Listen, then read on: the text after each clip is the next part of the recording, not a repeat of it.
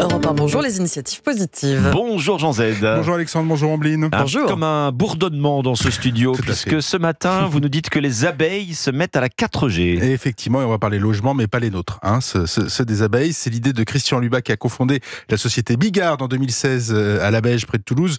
Une start-up qui propose d'équiper des ruches de capteurs de température, de poids, pour certaines de caméras.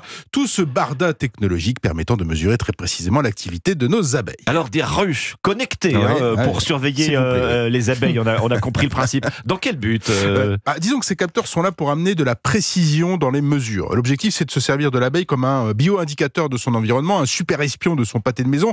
Alors le pâté de maison, il fait quand même 3 km de rayon autour de la ruche, donc c'est pas mal comme pâté de maison. Chaque abeille va se sustenter avec de l'eau, du nectar, du pollen. Elle va entrer et sortir 15 à 20 fois par jour pour butiner et effectuer ainsi des dizaines de milliers de prélèvements dans son environnement. Et ces données sont envoyées plusieurs fois par jour en 4G. La voilà, analysée sur un serveur consultable sur Internet. Et environ 5000 ruches Bigard ont été installées en France et en Europe. Et l'intelligence artificielle, la revoilà aussi. Exactement. Elle joue également un rôle. Il y a une inévitable intelligence artificielle, il y a les capteurs, tout ça mesure en continu et en temps réel la température interne, les variations de poids de la ruche liées à l'activité de butinage et la production de miel. Puis il y a 2 mini-caméras pour enregistrer les entrées et sorties de nos abeilles chéries, 3 ans de recherche, une 50aine de ruches en France en test avec ces caméras et une marge d'erreur inférieure à 5% dans les mesures, tout ça sans déranger les abeilles. Alors faut-il encore rassembler et synthétiser toutes ces données? C'est à quoi sert cette intelligence artificielle, à quoi ça sert, vous me demandiez. Eh bien, oui. Les abeilles étant sensibles aux pollutions, qu'elles soient d'ailleurs agricoles, urbaines, industrielles,